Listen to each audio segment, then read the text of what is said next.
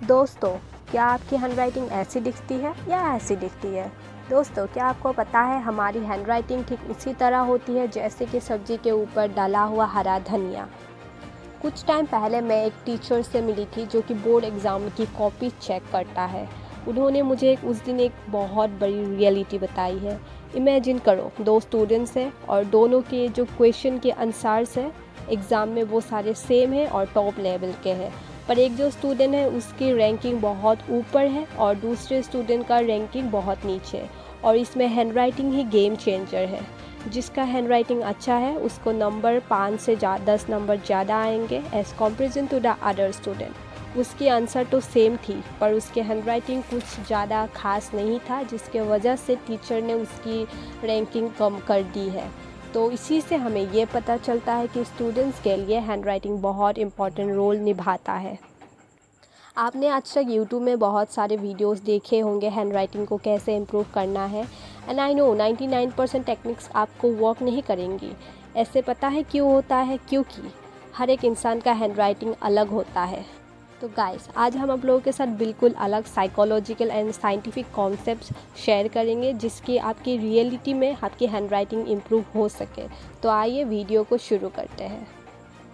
तो सबसे पहले हम ये जानते हैं कि 3 सबसे बड़ी मिस्टेक्स क्या है जो आप लोग करते हैं। पहला है बैड हैंडराइटिंग, दूसरा है बहुत स्लो लिखते हैं जिससे आपकी पेपर भी कभी कभी छूट जाती है, और तीसरा पहले तो हम ठीक ही लिखते हैं पर एग्ज़ाम के बीच में या आखिर में हमारी हैंडराइटिंग बिल्कुल बेकार बन जाती है, डॉक्टर की हैंडराइटिंग बन जाती है जिससे टीचर को कुछ समझ नहीं आता।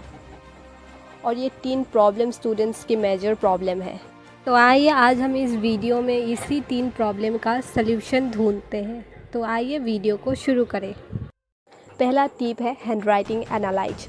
स्टूडेंट्स कभी भी अपने ज़िंदगी में अपनी हैंडराइटिंग एनालाइज नहीं करते हैं, और आई नो आपने भी अपने लाइफ में अपनी हैंडराइटिंग एनालाइज नहीं किए। स्टूडेंट्स क्या करते हैं, दूसरों की वीडियोस देखते हैं पर हम खुद की ही राइटिंग जो हैंडराइटिंग है वो एनालाइज नहीं करते। तो अभी हैंडराइटिंग एनालाइज करने का समय आ गया है। टिप नंबर 2, सबसे पहले आप लिखने के समय पे अपनी बैठने की पोजीशन सुधारिए, क्योंकि अगर हम सही पोजीशन में बैठकर नहीं लिखते हैं इससे हमारी लिखने पर बहुत इफ़ेक्ट पड़ता है और इससे हमारी हैंडराइटिंग अच्छी नहीं बन पाती है। इसलिए जब आप कुछ लिखते हैं पूरा कंफर्टेबल होकर बैठ लीजिए। टिप नंबर 3, हमारी हैंडराइटिंग काफ़ी हद तक इस पर डिपेंड करता है कि हम लिखने के टाइम में पेन को कैसे पकड़ते हैं। जब हम पेन को कस के या टाइट से पकड़ते हैं तो लिखने के समय हमें 2 डिसएडवांटेज दिखने को मिलता है। हमारे हाथ में बहुत जल्दी दर्द हो जाता है, या दूसरा हमारी लिखा हुआ दूसरी पेज में भी दिख जाता है और फिर हमारी पूरी कॉपी की राइटा फैल जाता है। इसीलिए अब जब लिखते हो तो पेन को बहुत कंफर्टेबली तरीके से पकड़ो जिससे इस पेज की राइटिंग दूसरे पेज में ना आए। टिप नंबर 4, हमने बहुत बार सुना है कि किसी भी काम को जल्दी जल्दी नहीं करना है, और हम लिखने के टाइम में भी जल्दबाजी नहीं करना चाहिए, क्योंकि जब हम स्पीड में लिखते हैं तो हमारा जो हैंडराइटिंग है बहुत ही गंदी लगती है और किसी को हैंडराइटिंग समझ में भी नहीं आती है।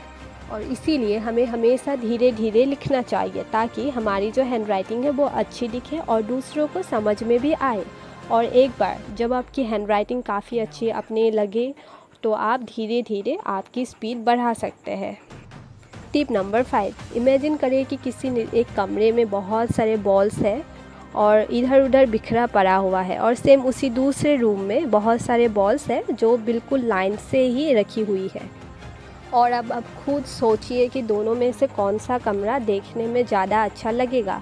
ऑफ कोर्स जिस रूम में बॉल्स लाइन से रखी हुई है वो कमरा दिखने में ज़्यादा अच्छा लगेगा।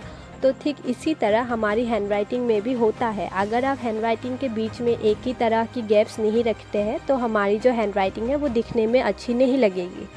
लिखने के समय में हमें शब्दों के बीच में सेम टाइप का गैप देना है।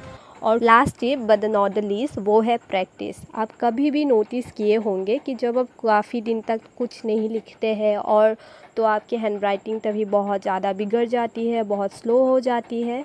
इसीलिए डेली आप लोग कुछ कम से कम 1 पेज लिखिए ताकि आपकी हैंडराइटिंग की प्रैक्टिस डेली बनी रहे। इस वीडियो के ज़रिए हम आपके जीवन में अगर थोड़ा सा भी वैल्यू ऐड कर पाए हैं तो आप प्लीज़ इस वीडियो में एक लाइक और कमेंट पास कीजिए और हमारी चैनल को सब्सक्राइब कर दीजिए। मिलेंगे और एक नया वीडियो में। Thank you.